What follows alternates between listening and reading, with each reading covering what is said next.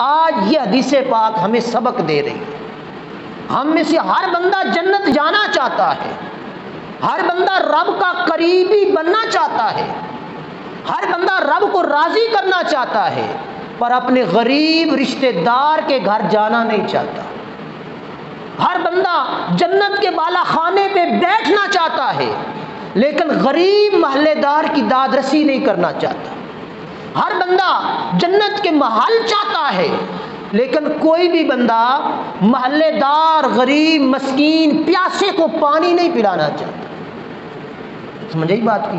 تو یہ چیزیں میں بڑی دفعہ یہ بات بیان کر چکا ہوں، صرف نماز پڑھ لینے سے، صرف روزہ رکھ لینے سے، صرف رات بھر عبادت کر لینے سے رب نہیں ملے گا جب تک ہم نے معاشرے کے حقوق ادا نہ کیے، جب تک والدین کے حقوق، بھائیوں کے حقوق، محلے داروں کے حقوق، رشتہ داروں کے حقوق، ان سب حقوق کو میں نے آپ نے ترک کر دیا ہوا ہے، تو جس سے بھی پوچھیں کہے گا الحمدللہ میں پکا مسلمان، میں پکا مسلمان ہوں، میں جنتی بننا چاہتا ہوں، جنت میں جانا چاہتا ہوں۔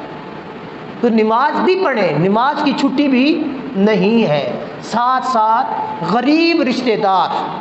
اور سب سے بڑی ہماری کمزوری آج یہ ہے کہ غریب تو چلیں کچھ ہم دیکھ لیتی ہیں، غریب رشتہ دار، غریب قریبی، غریب محلے دار، سفید پوش جو بندہ ہے اس کو میں اور آپ ہر بندہ نظر انداز کر دیتے ہیں۔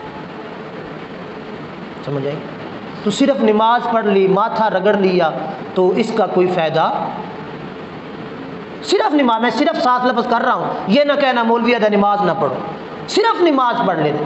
نماز ایمان، جب ہم لوگ دائرہ اسلام میں داخل ہوتی ہیں تو پھر ہمارے ساتھ بھی شمار حقوق ہوتے ہیں، ہم نے اللہ کی ہر حدود کی پاسداری کرنی ہوتی ہے، اللہ کی طرف سے جو حق ہے ہم پر، ہم نے وہ سب کے سب پورے کرنے ہوتے ہیں۔